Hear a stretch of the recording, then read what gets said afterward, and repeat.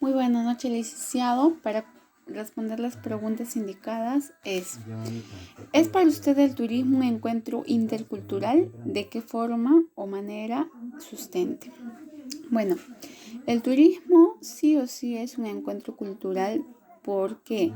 Porque nosotros al trasladarnos de un lugar hacia otro, ya sea en 1 hora, 2 horas o varios días, compartimos con gente que son de diferentes regiones, ciudades, locales, anexos, y muchos de ellos tienen orígenes étnicos, ancestrales, en lo cual ellos también comparten sus tradiciones, culturas con otras personas.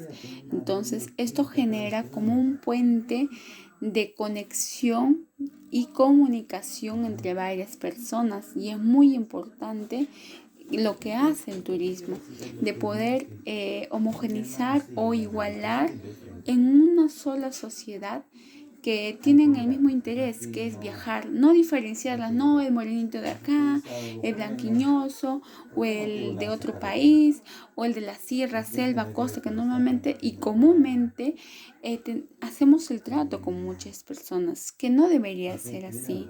Entonces la interculturalidad hace como objetivo de igualar y hacer que todos tengamos valores como la tolerancia, el respeto y también el valor a la identidad cultural y tradicional de donde ellos se originan o de donde ellos vienen. A mí, por ejemplo, me ha pasado muchas veces que cuando he tenido que viajar al reconocimiento de lugares turísticos, como por ejemplo me tocó ir el año pasado a Trujillo, ¿no? En Trujillo las personas tienen otro tipo de dejo y la forma de pensar es muy diferente, y de eso se trata, de poder conectar, poder conocer a esas personas, comunicarnos y así también tener un conocimiento más allá de lo normal, ¿no? Y claro, nos conocemos, sabemos que nos gusta viajar, pero ¿qué más allá? Oye, ¿cómo tú cocinas tal cosa? ¿Cuáles son tus platos típicos? ¿O cuál es tu idioma? Igualmente que el mío, igualmente sus dejos. Entonces, más allá de eso, y eso hace la interculturalidad, hace de que nosotros tengamos un conocimiento más allá de lo normal, ¿sí? El número 2 dice, menciona la importancia de la interculturalidad si la considera como tal. Como le vuelvo a repetir y recalcar, la interculturalidad es muy importante porque traspasa barreras. Cada uno tiene su barrera de, ¿cómo se dice?, de no informar más allá de nuestra vida, pero justamente eso es lo que hace la interculturalidad, de poder conocer más allá de esa persona, ¿no?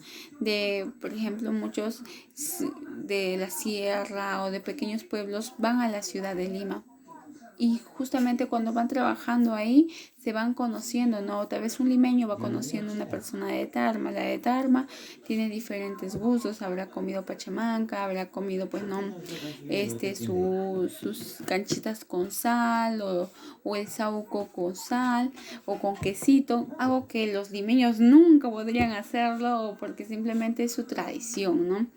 Entonces, eso es lo que hace la interculturalidad, que podamos trasladar nuestra cultura, nuestra costumbre, nuestra gastronomía hacia ellos, y ellos lo puedan imitar y así agradarles. Igualmente que ellos nos pueden enseñar mucho de su cultura, mucho de su forma de convivir con otras personas. El número 3 es, ¿por qué se considera el país como diverso culturalmente? Bueno, el país en el cual nosotros estamos es Perú.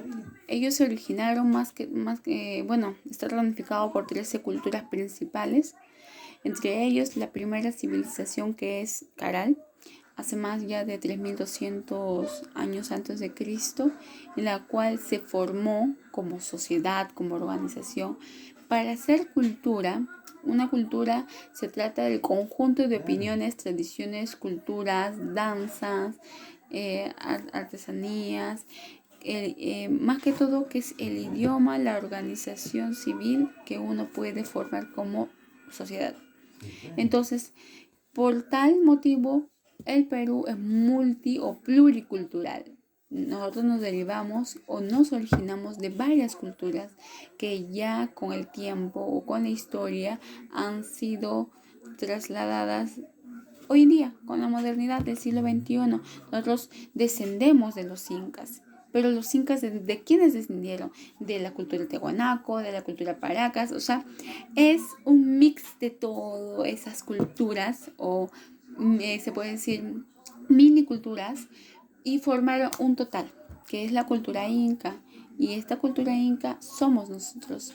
En esta cultura inca llegaron a tener tradiciones, la danza, por ejemplo el Taita Inti, que hasta hoy en día lo forjan y lo siguen celebrando.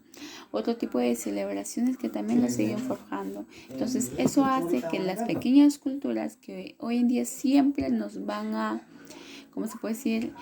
Nos van a tener como cicatriz, siempre. Y eso hace de que el Perú sea multicultural a comparación de otros países. Diverso en gastronomía, en tradición, en cultura, en todo. ¿Qué relación tiene la identidad cultural y modernidad con el turismo? Tiene una relación muy conectada, porque yo siempre he dicho de que yo, ¿no? Que estoy bien relacionada con el turismo. El turismo se basa en que hoy en día es como que a la modernidad ayuda bastante, porque nada es estable, todo es constante. Entonces nosotros tenemos que seguir avanzando según a nuestra modernidad, a nuestra evolución. Entonces todos tenemos necesidades y gustos que vamos adquiriendo con el tiempo. Por ende, el turismo tampoco no puede quedarse atrás. Si hay culturas, y existen muchas de ellas, que pueden hacer pues artesanías. Estas artesanías, como antes se originaban, eran a base de cerámicas. Pero si la modernidad hoy en día no les gusta cerámicas y les gusta, no sé, cuadros para pared, llaveros, hasta hay retratos o decoraciones para celular, pero que tengan con identidad cultural, como la de Chavín, la de Moche, o hasta, por ejemplo, hay collares, ¿no?, que brillan, pero a base de conchitas de mar, que lo hacen, por ejemplo, en Lunahuaná, en Icas, en Isla Ballestas. Entonces de eso se trata, que la cultura o de ese lugar o la zona geográfica se va trasladando a la misma modernidad de hoy en día. Entonces todo es adaptable y según a la sociedad lo que adquiere, vamos cambiando la moda, ¿no? La moda, la necesidad de este cliente. Y eso lo hacen muchos. Por ejemplo, en Puno, en el lago Titicaca, también, ¿no? Hacen, por ejemplo, a base a base de totora, ¿no? También hacen tipo de casitas, adornos, o sea, todo artesanal, pero para que tú puedas llevarte como un recuerdo. Y esa es la creatividad, utilizando la cultura con la modernidad.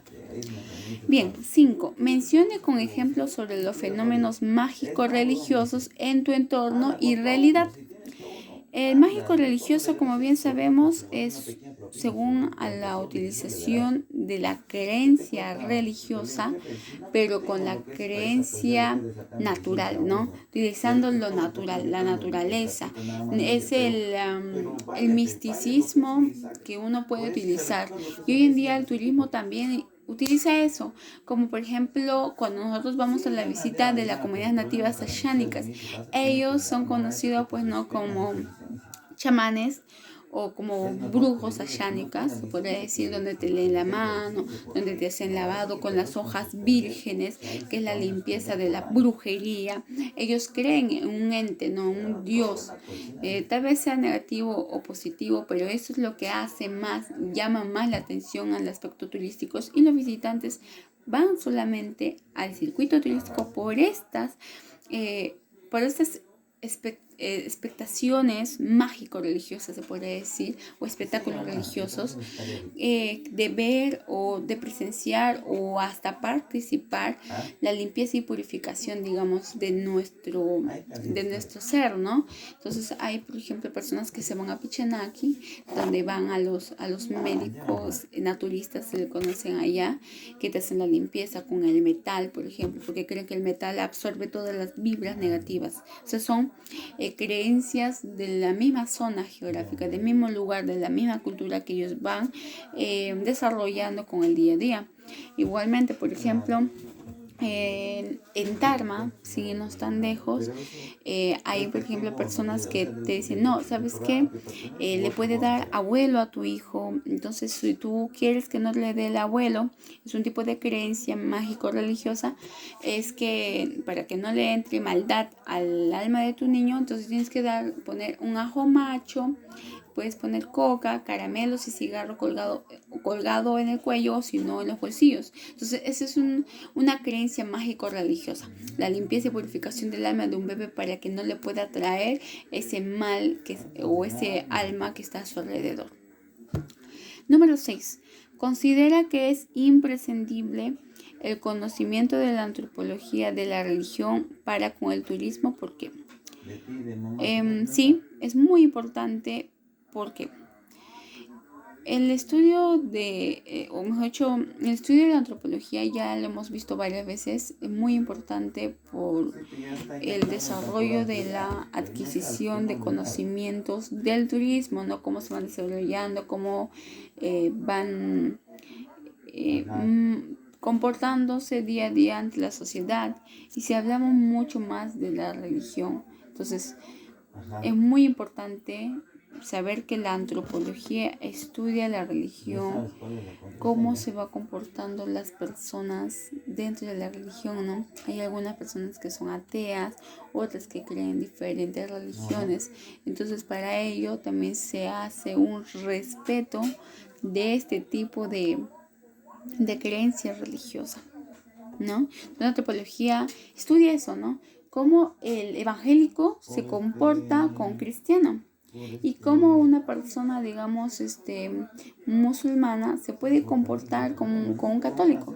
O sea, hay diferentes formas de comportamientos y también se puede decir de cómo estas personas se comportan o tienen las conductas ante la sociedad. Entonces, muchas de ellas, por ejemplo, no comen carne, otras personas tienen que tener las faldas muy abajo. Entonces, es muy importante estudiar eso porque, una persona tiene que tener también respeto y valores y también conocimiento de por qué tienes que respetar a esa persona. O sea, muchas veces y en otros países han asesinado, por ejemplo, hasta morenos o hasta personas que se tapan toda la cara porque son sospechosas de que sean ladrones o asesinos, pero tú no sabes lo que es esa persona, sus costumbres. Puede ser que esa sea su forma religiosa o su forma de cultura de que debe taparse o cubrirse toda la cara, como las mujeres no musulmanas que deben cubrirse toda la cara. Sino es por el respeto a su marido y por el respeto a su Dios.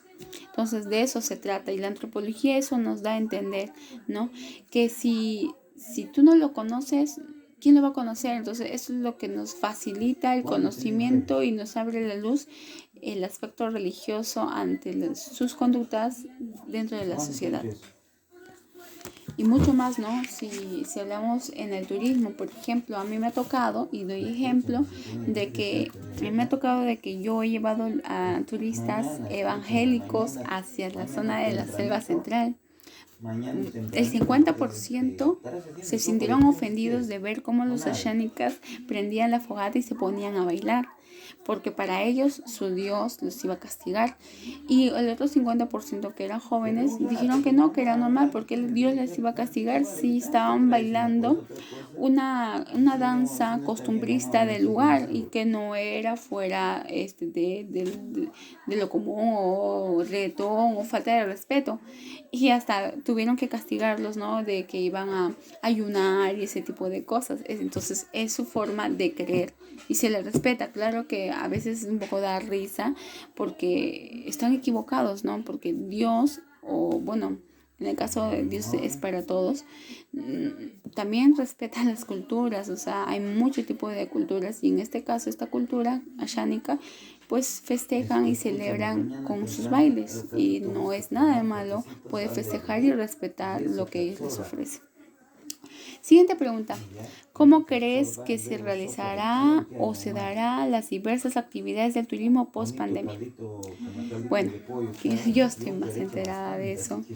La verdad es que es muy complicado en esta situación de la pandemia porque ni nosotros mismos sabemos o nos imaginamos cómo podemos ofrecer una visita turística sin aglomeración.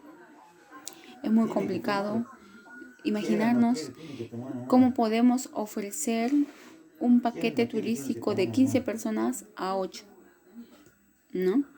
O cómo podemos ofrecer incluido un hospedaje, ¿no? Doble, de una habitación doble a una persona, o una familia separada de otra, ¿no? O decir, no, el tío, el hijo, el papá, diferentes habitaciones, que normalmente no era así. Normalmente se contrataba una habitación familiar. Por estos protocolos no se pueden hacer. La verdad va a ser muy complicado, en nuestra opinión. Nada beneficioso para ninguna de las dos partes, ni para el turista, que no va a poder satisfacer al 100% sus necesidades, porque la gente va a estar cuidándose de no infectarse o de que si se acerca o no se acerca. Entonces va a haber una aglomeración, pero en cámara lenta, se podría decir, que eso hace que retrase el circuito turístico. Ese es uno, de hecho, ¿no? De que, ay, entro o no entro, y si entro, se pondrá al costado de mí otra persona, y así, cuando se supone que debe estar 5 minutos en tal lugar, ¿no? Entonces, eso hace que nos quiten tiempo, y al quitarnos tiempo, nos quitan lugares turísticos. Entonces, al día, pues, o el circuito de 8 horas, que normalmente se conocían 14 puntos, se hará pues en 7 puntos para poder cumplir con todo. Igualmente con las mascarillas, dentro de la movilidad. Se aprieta la cama, pero ya más eso. Heidi, ¿qué miércoles te he dicho hace rato? ¿Qué te he dicho? Tu cabecita, Heidi. Dale.